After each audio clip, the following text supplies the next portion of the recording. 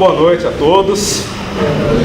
Bom, hoje nós temos uma tarefa árdua, que é falar sobre o assunto, explicar sobre os fundamentos da regressão espírita efetuada pelo Núcleo Espírita Oficina de Luz, e tudo isso em 1 hora.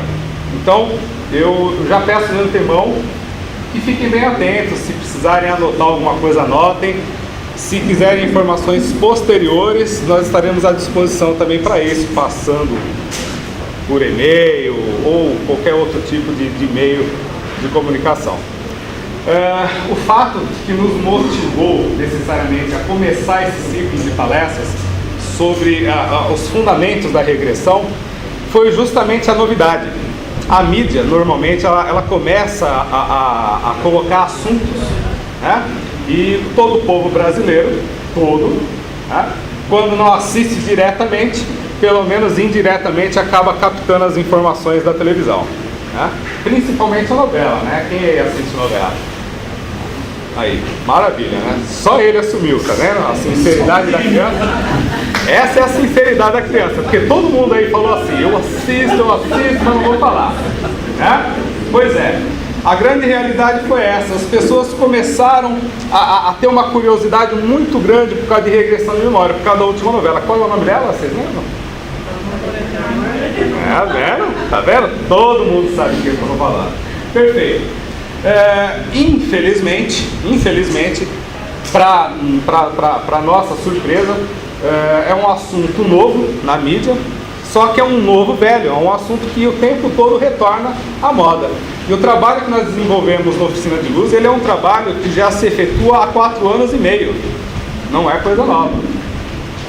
Então, não há de se dizer que começamos um trabalho ou estamos efetuando um trabalho baseado na moda.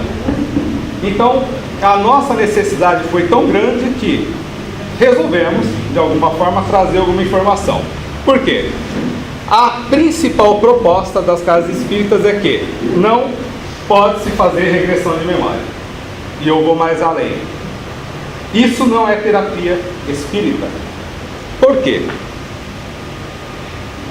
Tudo bem, não é uma prática efetiva dentro das casas espíritas, mas a gente sabe que em todo o nosso desenvolvimento, as coisas começam a eclodir, os assuntos começam a aparecer, e logo de princípio há uma negação muito grande sobre ele. Jesus foi negado veementemente, até que, pelo poder político ou por diversas razões, Roma cedeu, né, ao cristianismo e se converteu totalmente às ideias do Cristo. E no decorrer da história, nesses 2000 anos, com certeza nós vamos ver inúmeros exemplos com relação a isso.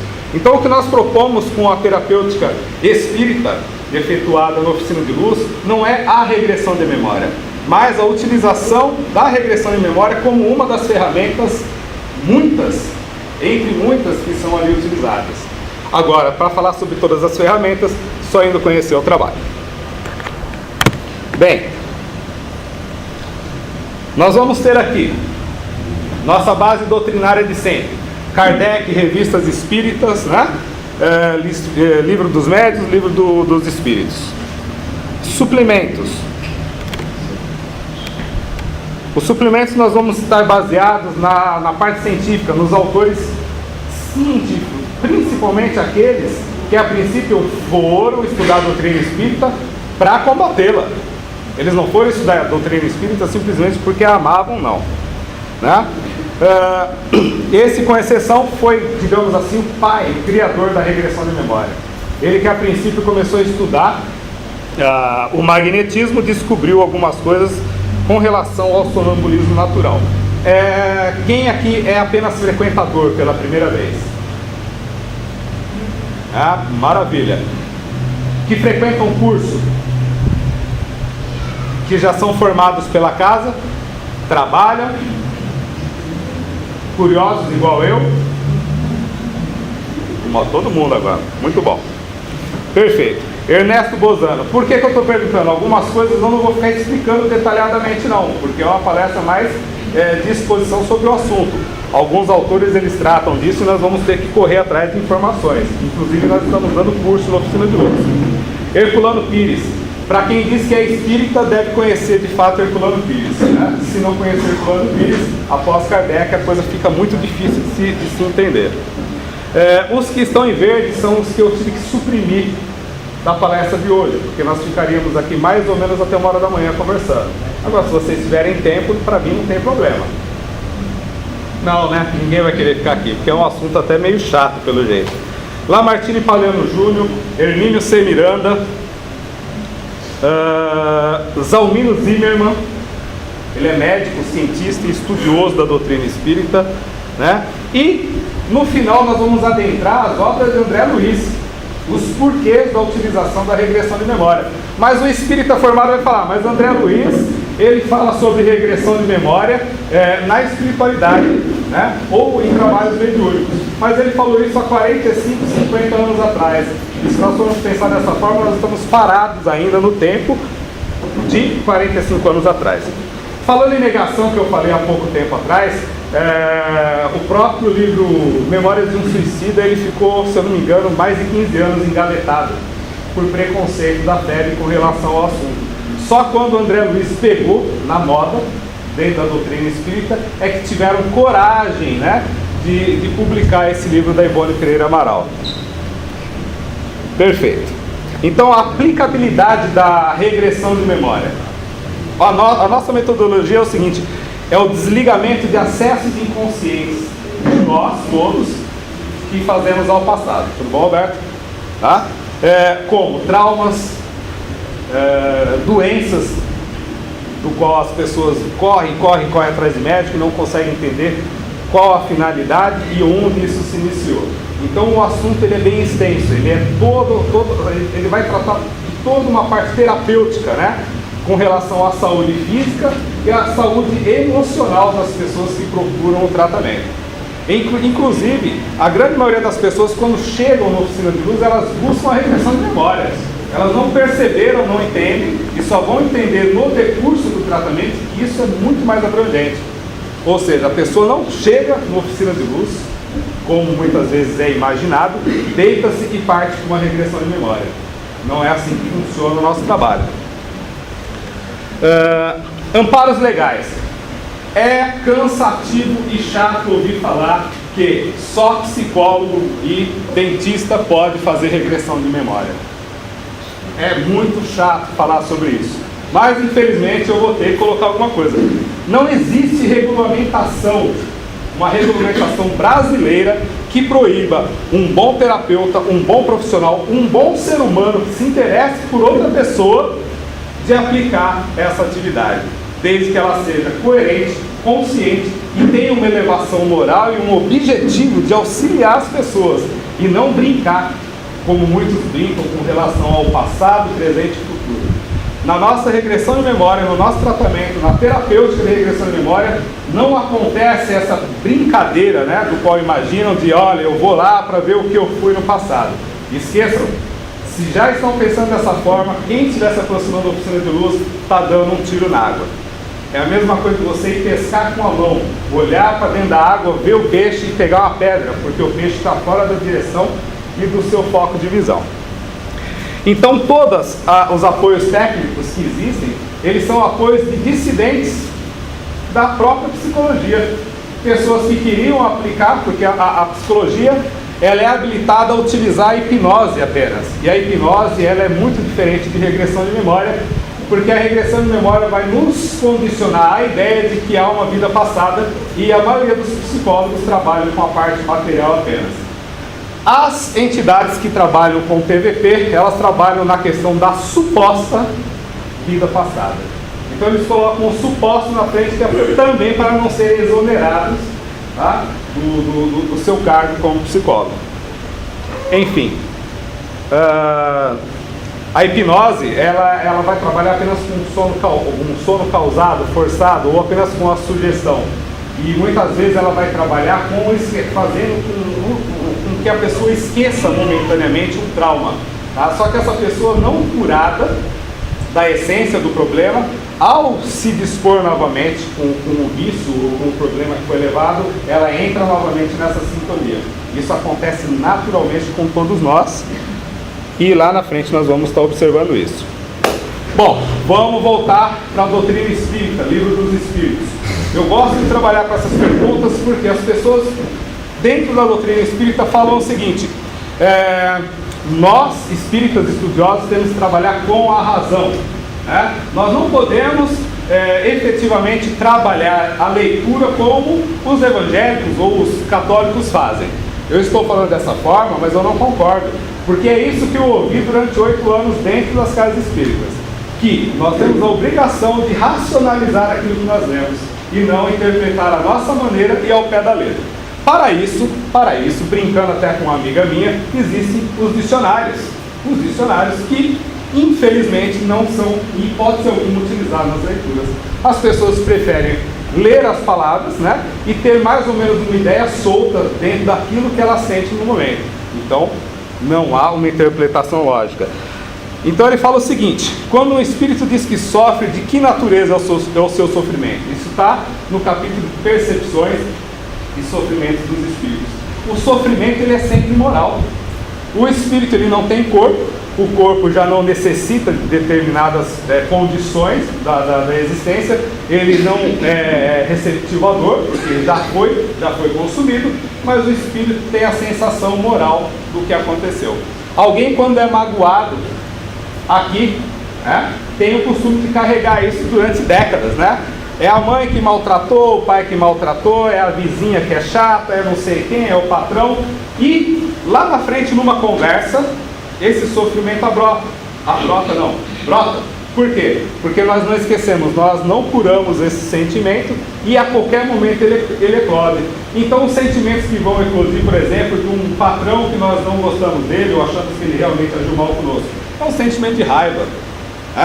Uma pessoa que foi maltratada pela mãe, ele sente muitas vezes um vazio, ele sente uma necessidade de carinho e não entende muitas vezes o que aconteceu. Foram coisas mal curadas durante a sua existência. Então, acontece com o espírito como acontece conosco encarnado. Não tem para onde correr disso. A doutrina espírita vai nos trazer a questão do tratamento, da questão do perdão, a questão da reconciliação, mas muitas vezes as pessoas não estão interessadas em saber sobre isso. Por quê? Não conseguem entender a si mesmas como é que vão entender as relações de perdão. Então nós vemos as pessoas se arrastando durante décadas com o mesmo sentimento. Quando acham que estão curadas, não estão. A reencarnação acontece isso. A pessoa se prepara durante décadas, muitas vezes, da espiritualidade, se prepara e fala: não, eu vou nascer naquela família, eu vou ter o tal pai alcoólatra, eu vou ter a tal mãe que não me ama, eu vou ter os irmãos que me maltratam, porque eu já superei tudo isso, eu perdoei.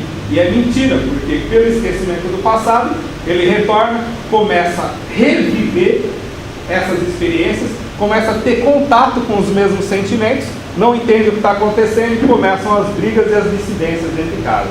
Isso, estendendo-se para um outro campo, passa a ser uma maneira um pouco pior dentro da sociedade. No capítulo 4, da pluralidade das existências, ainda no livro dos Espíritos, ideias inatas.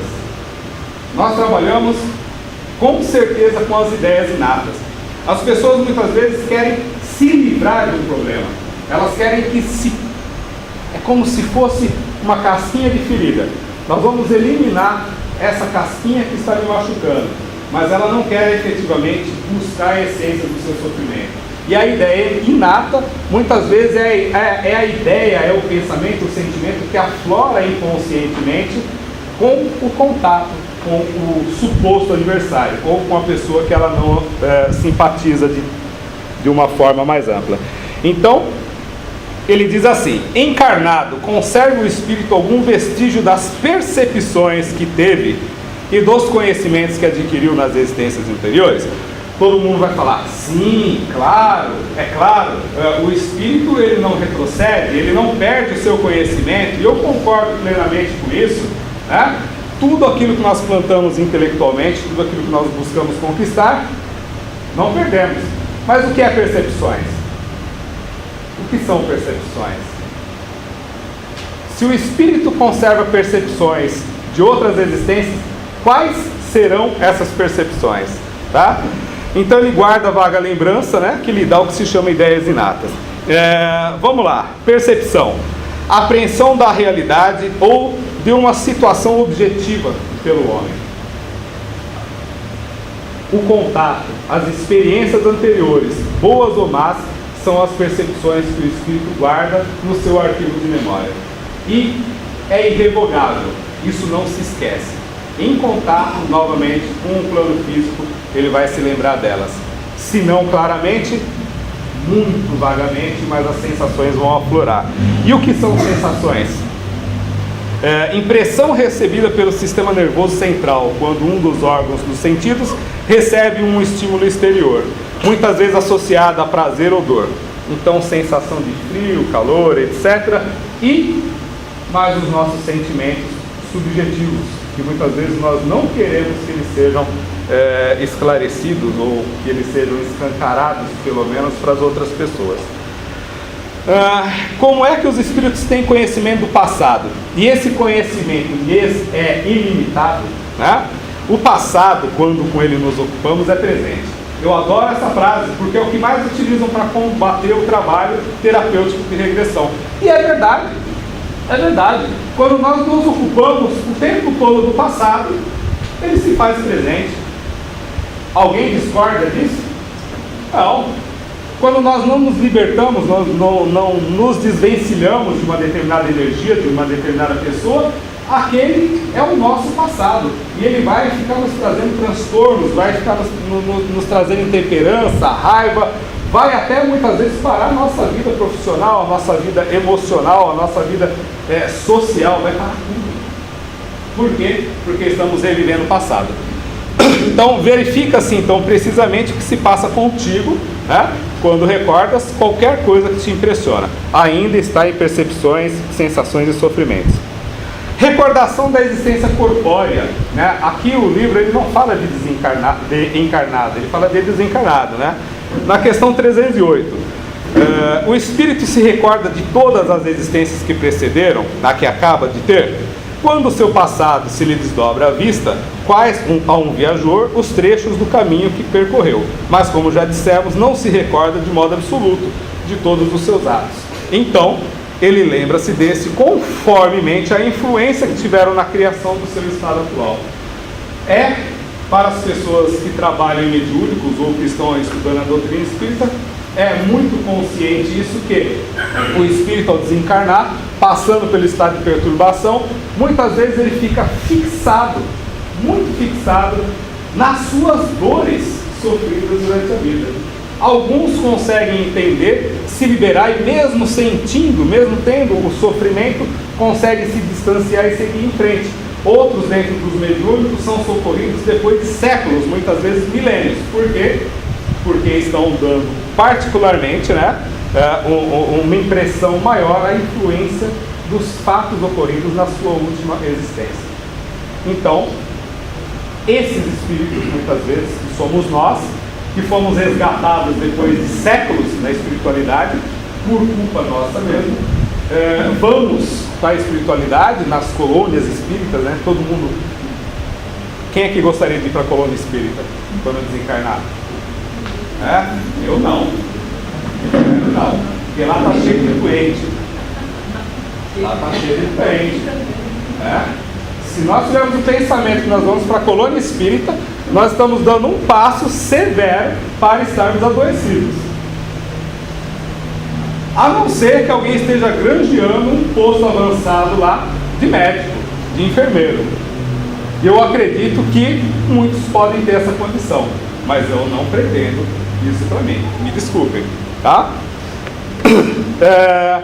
Então vamos lá, mas nem sempre isso ocorre devido ao temor do sofrimento, né? E com isso ocorre a fuga, frequentemente observada nas reuniões mediúnicas, onde o espírito se fixa no ódio. Até aqui nós falamos de desencarnados, mesclamos um pouquinho com encarnados e assim vai. A palestra vai ser corrida mesmo porque é 1 hora só. Na pergunta 312 do Livro dos Espíritos: e a lembrança dos sofrimentos porque passaram na última existência corporal, os espíritos conservam? Frequentemente assim acontece. Essa lembrança lhe faz compreender melhor o valor da felicidade que podem gozar como espíritos. Isso seria uma utopia, seria uma felicidade, tá? Porque frequentemente frequentemente o espírito está tão fixado na sua dor que ele vai se fixar na lembrança maior, que muitas vezes pode ser uma vingança ou pode ser simplesmente a revisão para dentro de si mesmo. Não estou falando aqui que isso é um caso geral, né? Mas a grande maioria de nós, como medianos, estamos aí mais ou menos no mesmo estágio. No Evangelho segundo o Espiritismo, né? Esquecimento do passado, temos o seguinte: ao nascer traz o homem consigo o que adquiriu, nasce qual se fez. Em cada existência tem um novo ponto de partida, pouco lhe importa saber o que foi antes. Isso nós concordamos plenamente. Qualquer um que chegar à oficina de luz vai ter essa resposta também. Não interessa o que se foi no passado, não interessa. As pessoas que chegam lá imaginando, puxa, será que eu fui filho da minha mãe em outra encarnação? Será que eu fui pai, mãe, alguma coisa dessa família? Por que será que eu estou envolvido nesse drama? Muitas vezes vai cair do burro, porque nós como intermediários depositamos toda a responsabilidade técnica em nós. Porém, a responsabilidade espiritual das cenas mostradas está ali, junto à espiritualidade, com os técnicos da espiritualidade. O próprio mentor das pessoas, muitas vezes, ali acompanhando, conhecedor dos seus traumas, das suas dificuldades, dos seus compromissos reencarnatórios, vai então abordar de uma forma interessante, muitas vezes, como cena, como filme, ou como acontecimentos com outras pessoas, que envolvem muitas vezes a personalidade da pessoa. E é inegável, porque por mais que a pessoa fale, olha, eu não passo por determinada situação, para o terapeuta, ela vai ter muito que pensar sobre o que aconteceu em suas intermediações com o plano espiritual. Então, aliás, o esquecimento ele ocorre apenas durante a vida corpórea. Evangelho segundo o Espiritismo. Em todo momento, o espírito ele entra em estado de emancipação. Aquelas pessoas que estão com sono aqui nesse momento, que deve ter algumas, elas já estão entrando num processo de emancipação do espírito. E ao dar aquele pequeno cochilo, aquela pequena cochilada, o espírito vaza, ele vai buscar soluções, ele vai buscar orientações, ele vai buscar muitas vezes satisfazer os seus próprios desejos. Aqueles desejos que muitas vezes são inconfessáveis diante da sociedade, mas que na liberdade espiritual, uma aparente liberdade, vamos buscar de alguma forma. Então isso ainda está no Evangelho segundo o Espiritismo. Identificar as tais más tendências do qual a gente vive falando dentro da doutrina espírita, porque todos nós possuímos vícios e virtudes. Isso é fato. Só que na grande maioria das vezes a gente dá uma certa ênfase nos nossos vícios. Mas identificar com clareza e assumir realmente o que nós somos, quais os nossos desejos, é a tarefa das mais difíceis. Porque ninguém acredita que numa atual existência esteja passando por um determinado sofrimento porque possui algum vício. Normalmente entregamos isso, né, a cargo da inveja, a cargo da incompreensão das pessoas, a cargo das dificuldades sociais, né, e esquecemos de olhar para dentro de nós. Então não é tarefa das mais fáceis. Nós conhecemos pessoas dentro da doutrina espírita que já estão ralando há praticamente 20 anos, né, e passam sempre pelos mesmos problemas. Tratamento em cima de tratamento, tratamento em cima de tratamento. E olha, há os cursos dentro das casas espíritas que se estendem por 5 anos e que obrigatoriamente como expositores, como supostos mestres dentro do curso, teríamos a obrigação de condicionar ou direcionar essas pessoas a observar a si mesmo e, de fato, observar qual o vício existente, o vício que realmente está atrapalhando naquele momento. E mesmo que isso seja detectado, vamos cair na seguinte condição: a pessoa quer, ela deseja aceitar isso. Então, ao procurar uma terapia espírita, qualquer que seja, tenha em mente o seguinte: não existe milagre. Pode ser o passe, pode ser o entrevistador mediunizado, pode ser a regressão, pode ser a apometria, pode ser o que for. Que a apometria é outra coisa também muito maltratada dentro da doutrina espírita. Então, não existe panaceia, não existe milagre, existe a vontade de querer modificar. Olha que interessante, o Anselmo falou querer se modificar, não é querer curar, não. É diferente, é muito diferente. E nós procuramos as terapias para nos curar. Eu quero me curar, eu quero acabar com um determinado problema. Mas esquece que esse problema ele tem uma raiz, tá? Ele tem uma raiz que é como se fosse um choque elétrico, que a todo momento, quando nós intimamente sofremos ou disparamos, ele nos dá uma cutucadinha. E nós passamos a sofrer com ele. Então, no entorpecimento, no prostramento, no sonambulismo natural, na emancipação da alma, no desdobramento, seja qual lá o nome que quiserem dar. Isso acontece a todo momento. Então a emancipação da alma ela vai se efetuar sempre dessa forma. Mas para quem já está estudando também, que não vai adiantar que ficar passando sobre sonambulismo agora não. Tá? É mais para vocês procurarem depois. Então, a partir desses questionamentos, nós começamos a fazer uma ligação dentro da doutrina espírita. Nós começamos a buscar de verdade informações que pudessem não nos favorecer, mas nos esclarecer. Qual era a frase do início? Qualquer um que queira combater uma ideia ou que queira se esclarecer a respeito dela tem por obrigação, buscar estudá-la em todas as suas formas e não simplesmente falar que eu nego ou desnego simplesmente por ter lido 2 ou 3 frases dentro do Livro dos Espíritos. Isso é impraticável para um espírita consciente. Ou seja, alguém gostaria de se formar em engenharia, né? Não vai simplesmente comprar um livrinho de matemática, de cálculo, estudar em casa e começar a fazer leitura.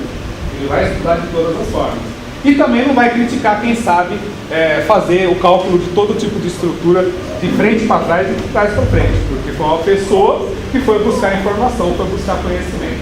A mesma coisa acontece com o campo espiritual. Ao não concordarmos com algo, obrigatoriamente, antes de abrirmos a nossa boca, temos que buscar as informações. E essas informações, se formos buscar dentro da própria doutrina espírita, são claras, são amplas, porque além das obras básicas, nós temos mais as revistas espíritas, 12 volumes, que quem tiver bastante paciência, bastante interesse e uma boa condição de olhar bastante dicionário e outros pesquisadores sugeridos, vão ver que o conteúdo ele está todinho impregnado nas palavras de Kardec. Ainda no Livro dos Espíritos, essa pergunta eu acho bárbara porque é muito usada com relação à nossa atividade, né? Por que não se pode saber do passado? Por que não se pode saber do passado? Né? Agora a pergunta é, quem foi que disse que alguém quer saber do passado? Ninguém quer saber do passado. Né? As pessoas querem se livrar de um problema. Então, por que perde o espírito encarnado a lembrança do passado? A resposta, ela é lida muito simplesmente de acordo com a conveniência. Não pode o homem nem deve saber tudo. Tá simples. Então as pessoas combatem dessa forma, não aceitam dessa forma. O homem não pode saber tudo. Não pode, acabou, chega. Tá? Só que tudo não é nada, infelizmente. Quando se fala, olha, você não pode saber tudo, não significa que você tem a obrigação de desconhecer, de não saber nada a respeito do assunto. Então cabe a cada um buscar a sua instrução, cabe a cada um buscar o seu envolvimento. Se não puder saber tudo, né, e o espírito já estivesse tão elevado dessa forma, ele também não buscaria no seu passado as suas dores, a satisfação dos seus desejos, a satisfação dos seus vícios, e não entraria em sintonia ainda nesse plano com os mesmos vícios já exercidos em outras vidas. Talvez em menor intensidade, mas ainda de alguma forma muito transparente. Então, né, Deus assim o quer em sua sabedoria. Sem o véu que lhe oculta certas coisas, ficaria ofuscado como quem, sem transição, saísse do escuro para o claro, blá, blá, blá, blá, blá, blá. Então veja bem, essa é a interpretação que eu tenho dessa questão do Livro dos Espíritos, tá? Ela é magnífica.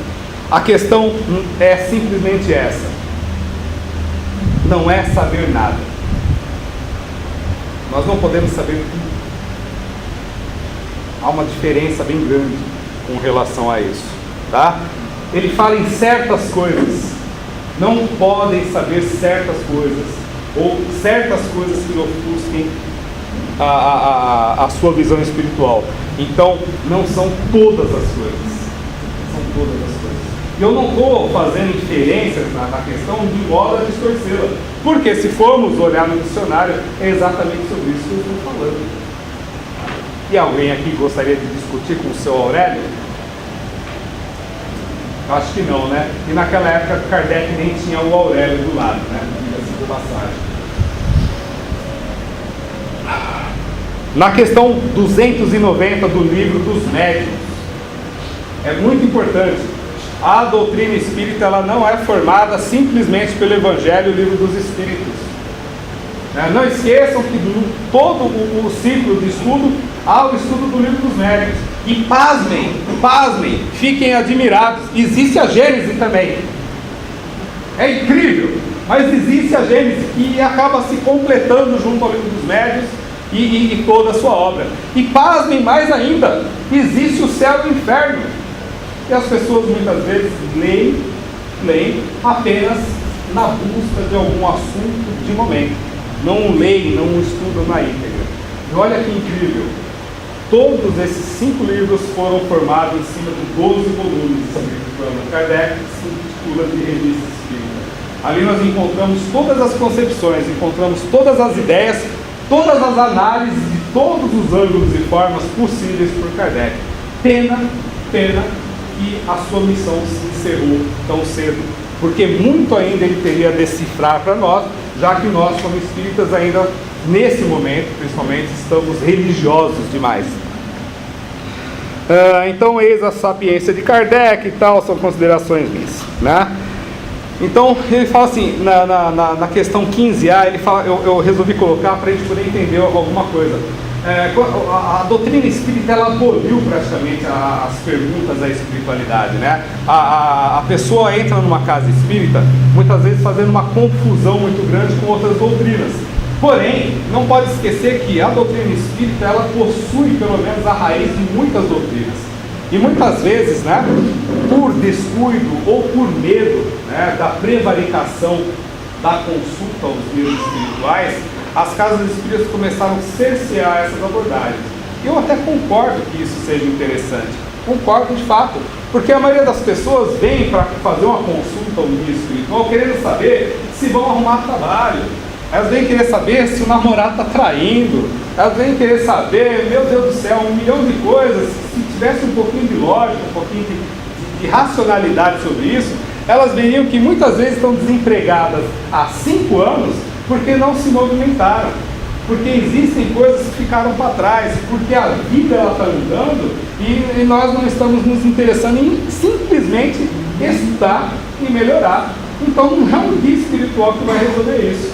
Então as casas espíritas se fecharam intimamente, de uma forma que as consultas espirituais foram abolidas até dos grupos mediúnicos, até do trabalho mediúnico. Porque o aluno, digamos assim, estuda 5 anos e quando ele entra numa reunião mediúnica, ele está desesperado para cunhar sobre a vida dele e desesperoso, ansioso que a espiritualidade lhe mostre ou lhe fale alguma coisa. O que é um absurdo. Por quê? Isso é igual droga para o adolescente, né?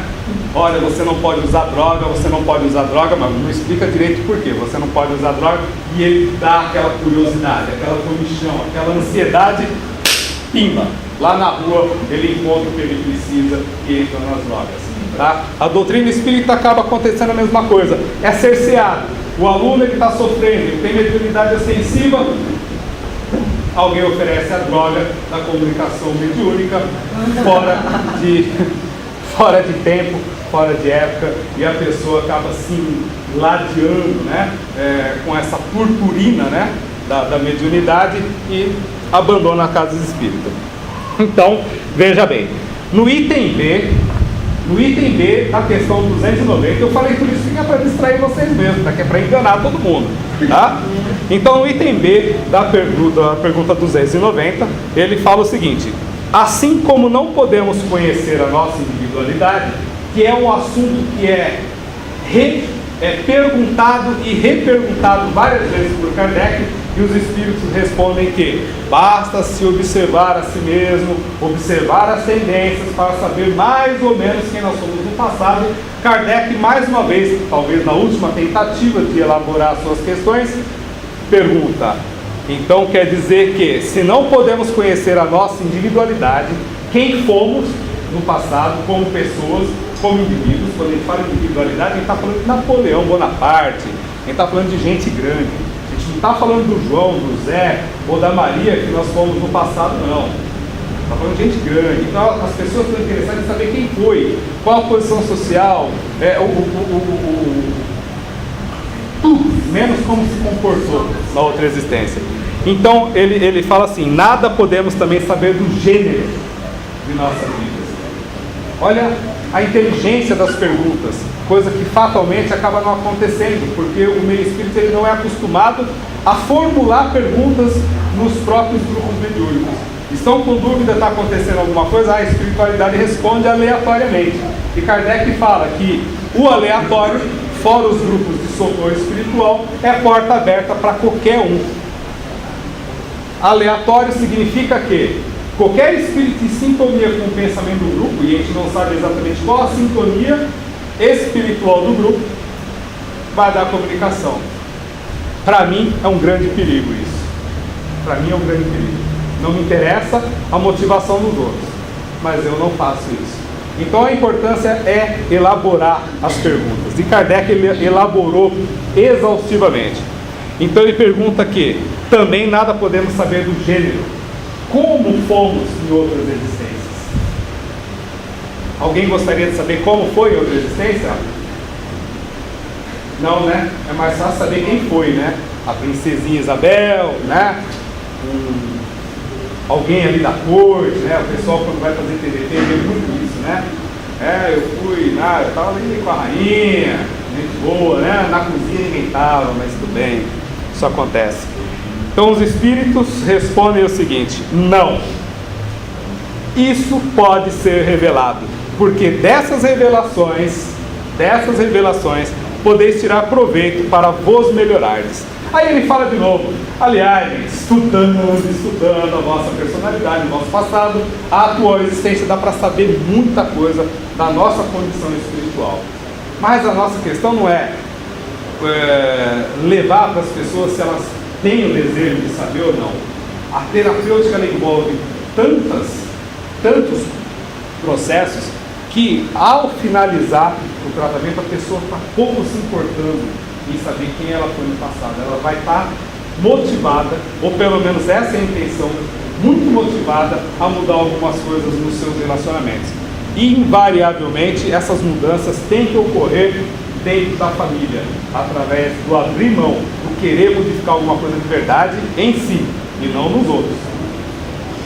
Uma coisa é a gente imaginar, né, porque supostamente todas as nossas dificuldades, uma coisa é imaginar que a gente foi alcoólatra no ano passado.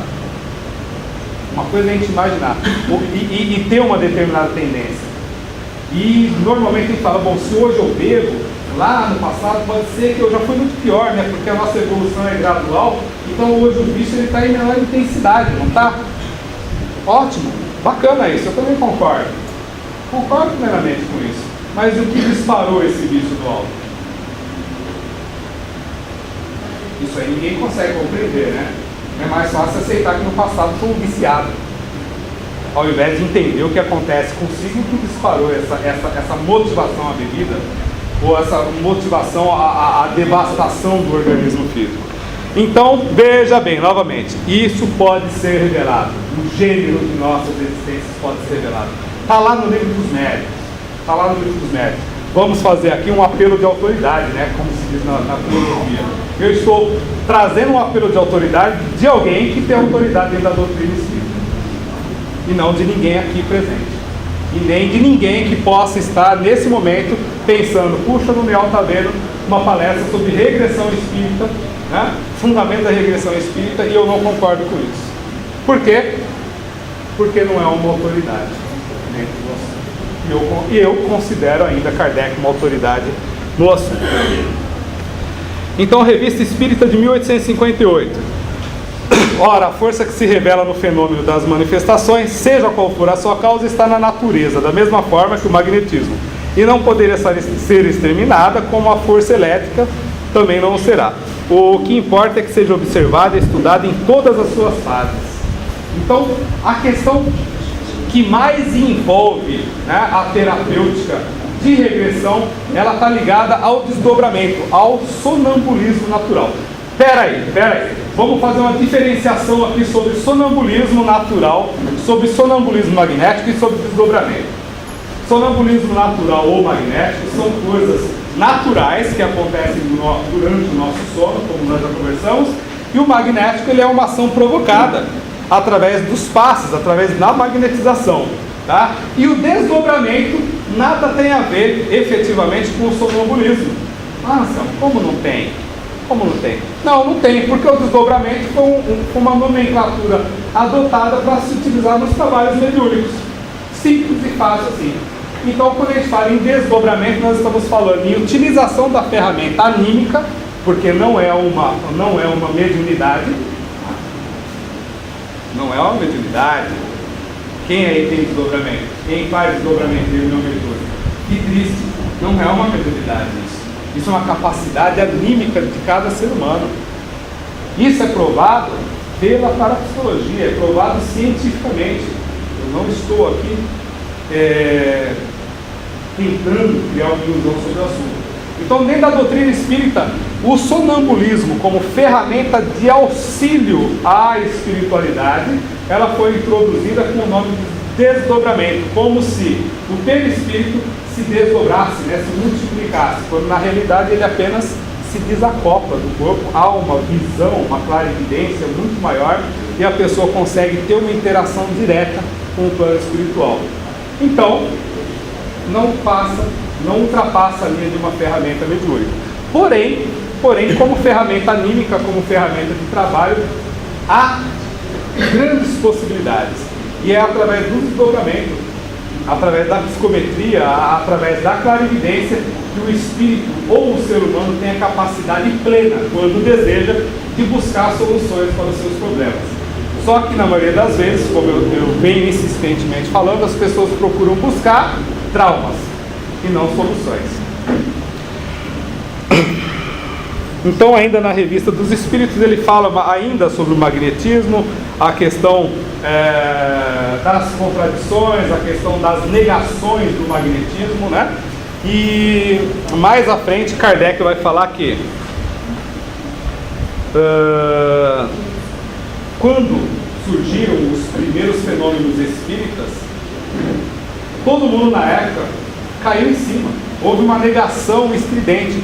Assim como anteriormente, durante o processo de desenvolvimento do magnetismo, também as pessoas caíram em cima, não concordaram. E Kardec, como magnetizador durante mais de 35 anos e estudando a doutrina espírita, ele nos diz o seguinte, que uma se funde na outra e que necessariamente uma atuando sem a outra se tornam doutrinas mancas, porque todas as leis regentes nas manifestações mediúnicas estão pautadas no magnetismo, estão pautadas nas condições específicas, talvez até químicas, do próprio ser humano. Então não dá para negar uma doutrina irmã, porque é assim que Kardec trata o magnetismo, uma doutrina irmã. E quem descobriu, quem mais estudou sobre o sonambulismo, sobre o tal do desdobramento, foram os magnetizadores, pelo menos umas 2 décadas ou 3 antes da doutrina espírita eclodir efetivamente, com Kardec estudando. Então são doutrinas irmãs, onde uma não se prevalece sobre a outra, uma completa a outra. Enquanto uma trabalhava com relação à capacidade e à potencialidade do ser humano, como energia animalizada, a doutrina espírita completa como doutrina, explicando como é o funcionamento de tudo isso e como se processa a interação espiritual e assim por diante. Então o magnetismo ele preparou o caminho para o espiritismo. Então do sonambulismo vem a compreensão da emancipação da alma, conforme nós já falamos e tal, né? Continua.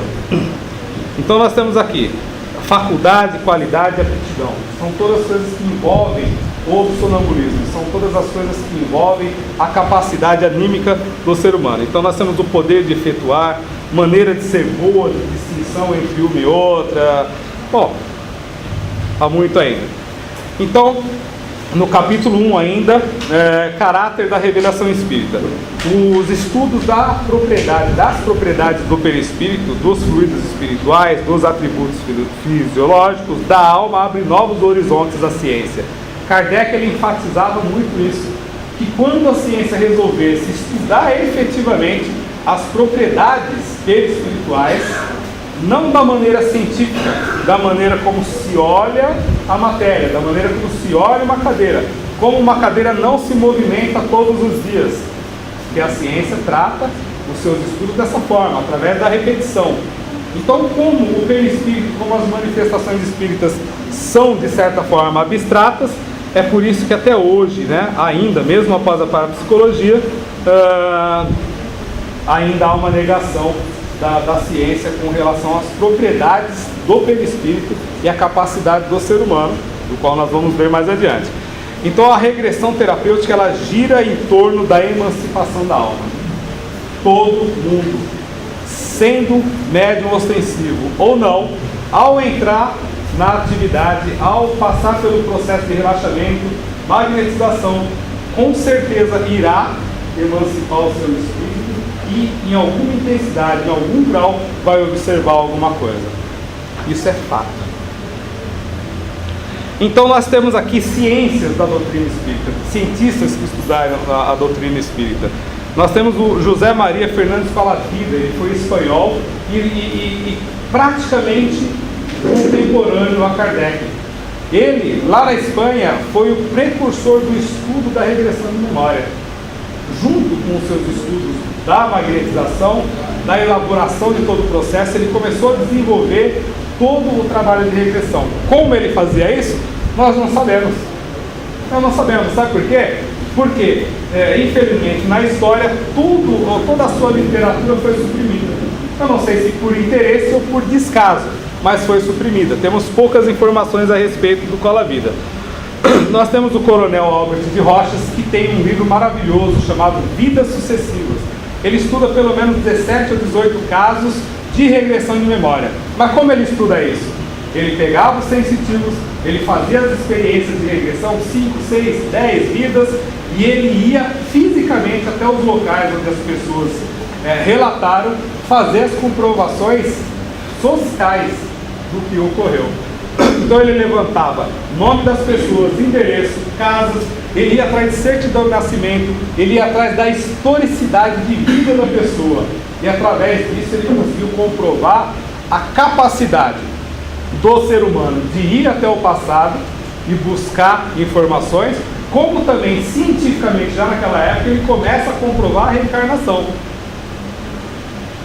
Mas de certa forma não foi aceito, né? Porque como sempre os cientistas fogem dessa questão. Então nós temos aqui falando sobre Albert de Rochas, né? Albert de Rochas ele fala tudo que se utiliza basicamente no processo de regressão. Ele fala sobre imaginação. A pessoa quando pensa em trabalhar com regressão, passar por regressão de memória, ele fala, pô, mas eu acho que eu estou imaginando isso, eu acho que está acontecendo aquilo. O médium formado aqui da casa ou de outras casas, infelizmente, entra no mediúnico falando ainda eu acho. Então não é uma questão de regressão ou de estudo da mediunidade, é uma questão de dúvida íntima do próprio ser humano, tá? É uma questão de se entregar a um determinado trabalho, de se entregar a um determinado tratamento e acreditar no que acontece. Porque se começarmos a duvidar, com certeza não estamos fazendo um bom trabalho ali. Bom, ainda na doutrina espírita pós-Kardec, nós temos Leon Denis. Leon Denis estudou por completo e a própria doutrina espírita considera ele como um continuador do assunto, um continuador doutrinário. Então, Leon Denis ele também tem algumas coisas interessantes aqui. No livro O Problema do Ser, do Destino e da Dor, na segunda parte ele fala o seguinte: Albert de Rochas fez essa pergunta aos espíritos. Veja bem a importância de se formular perguntas. Formular perguntas ao invés de simplesmente deixar a coisa acontecer. Muitas vezes Albert de Rochas não encontrou um resultado positivo nas suas investigações. E ele foi questionar a espiritualidade. Poxa, como é que vocês me trazem informação errada? Eu gasto tanto tempo, eu gasto tanto dinheiro, eu gasto tanto empenho e vou até o local e não consigo comprovar as informações que essa pessoa me falou. Por que ocorre isso? Então, os espíritos respondem o seguinte: quando o sujeito não está suficientemente livre para ler em si mesmo a história do seu passado, podemos, a espiritualidade, proceder por quadros sucessivos, né? Quadros sucessivos que lhe reproduzem à vista as suas próprias existências. São, nesse caso, realmente visões, e é por isso que nem sempre podem ser exatas. Veja bem, para não prolongar, muitas vezes, dentro das reuniões mediúnicas, as pessoas passam por esse mesmo problema. Elas acham que o desdobramento, a emancipação da alma, ela vai ser assim: eu estou aqui e pumba, caí do outro lado e já estou vendo tudo. Estou andando, estou interagindo com os espíritos, e muitas vezes não acontece assim não. Muitas vezes é apenas um flash de memória, apenas um rápido lampejo, onde a pessoa percebe alguma coisa, vê alguma cena e volta novamente. É aquele rápido cochilo, né? Aquele rápido apagão. E a mesma coisa acontece com o sujeito no processo de regressão, que não tem essa capacidade de desprendimento ainda tão ampla. Então, o que a espiritualidade faz? Começa a buscar essas informações nos arquivos mentais da pessoa e começam a passar para ela como cenas, como telas, como um quadro de televisão. E essas cenas, invariavelmente, são mal interpretadas, porque a pessoa ainda começa a relatá-las com uma certa confusão.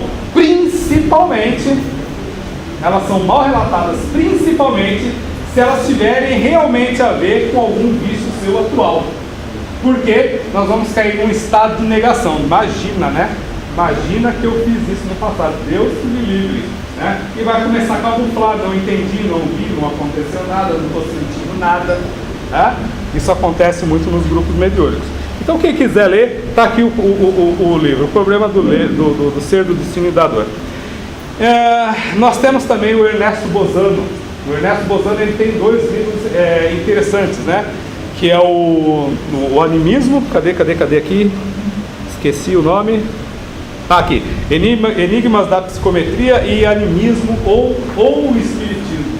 Ele não fala animismo e espiritismo, é animismo ou espiritismo. E o Enigmas da Psicometria, o Ernesto Bozano, ele fala um fato interessantíssimo. Porque na grande maioria, todas as mediunidades, elas envolvem o quê? A emancipação do espírito. Essa é a Maria?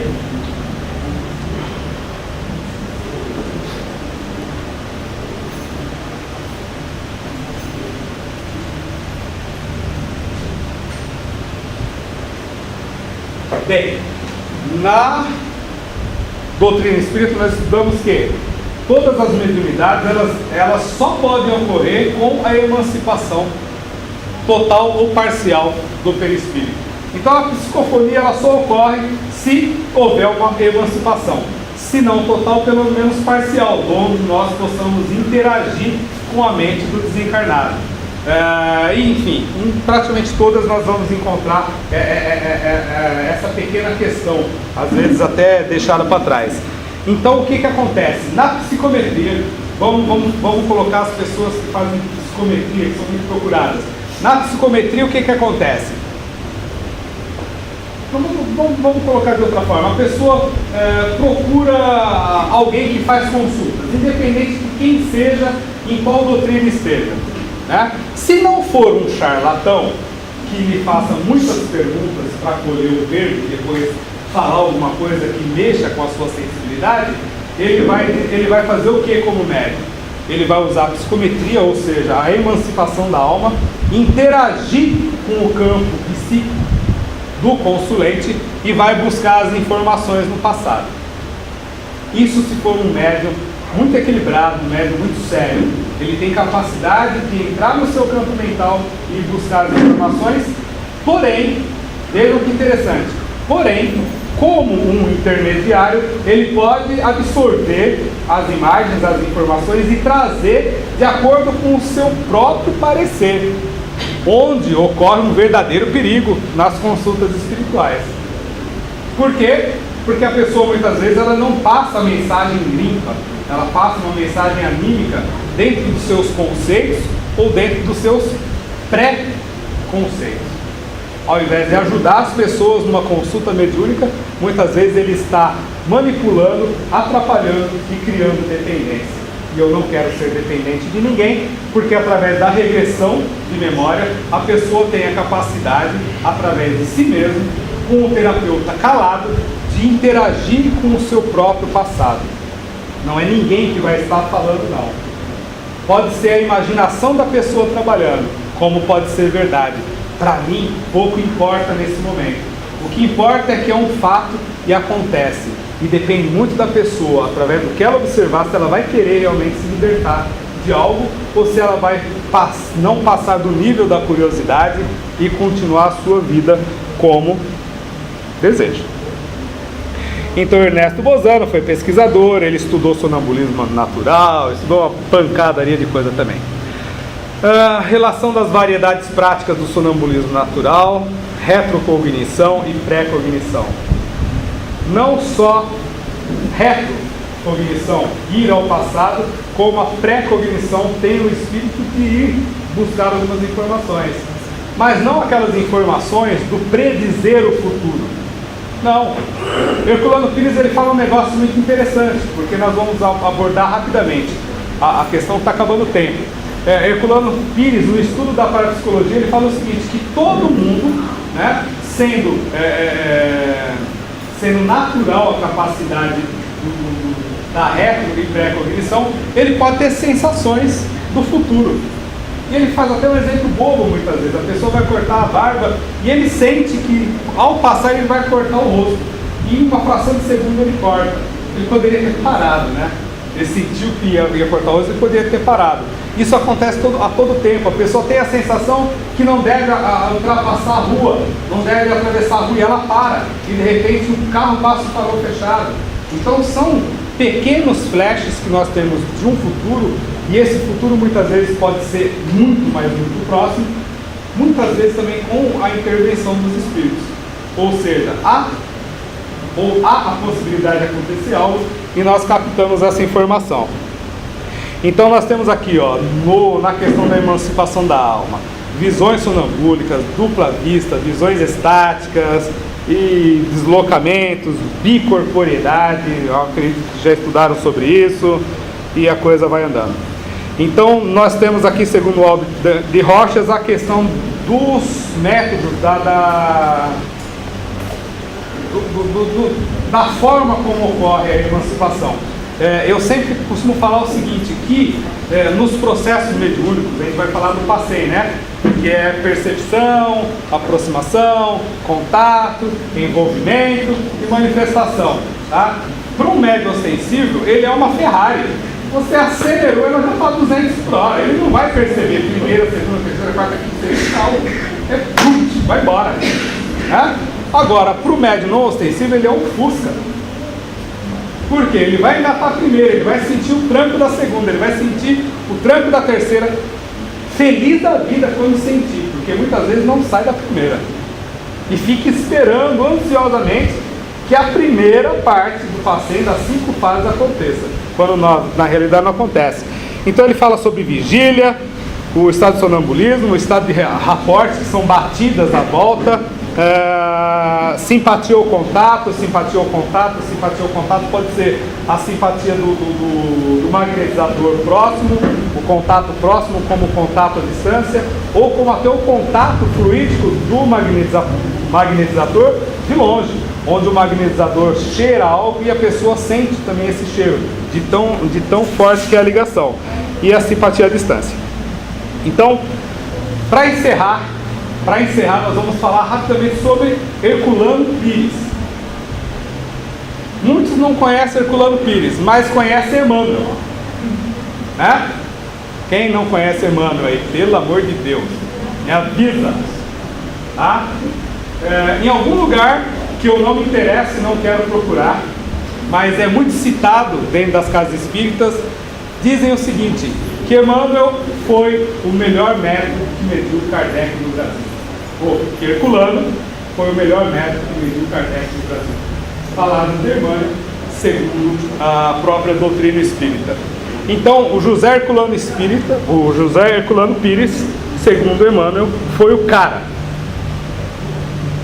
Foi o cara que defendeu a doutrina espírita até quando a federação adulterou o evangelho e colocou no mercado. Herculano Pires foi o cara que vendeu a sua casa e mandou recolher todos os exemplares do evangelho. Então eu não posso questionar esse cara, tá? Então ele fala o seguinte, na revista espírita, né, o Kardec fala que deixado a porta, o magnetismo ele entrou pela janela, pela porta dos fundos, né, pela academia científica. Ele entra como nome de hipnotismo. E a doutrina espírita não teve essa oportunidade. Ela não teve condições para isso, porque o tempo não auxiliou. Tá? Então, segundo Herculano Pires, não foi diferente com a doutrina espírita. Muitos anos depois, na ansiedade dos acadêmicos de estudar a parapsicologia, ela entra cientificamente com o nome de parapsicologia pela Universidade de Duke. Tá? Foi, claro, estudado em vários outros países, mas sem perder a noção científica, sistemática da coisa.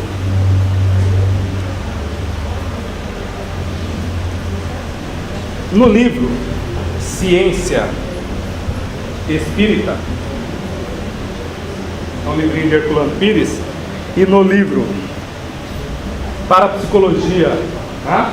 Hoje e Amanhã, o Herculano Pires ele relata muito essa questão, e ele deixa claro o seguinte, que é comprovado cientificamente que todo ser humano ele tem a capacidade de interagir com o seu passado e com o seu futuro.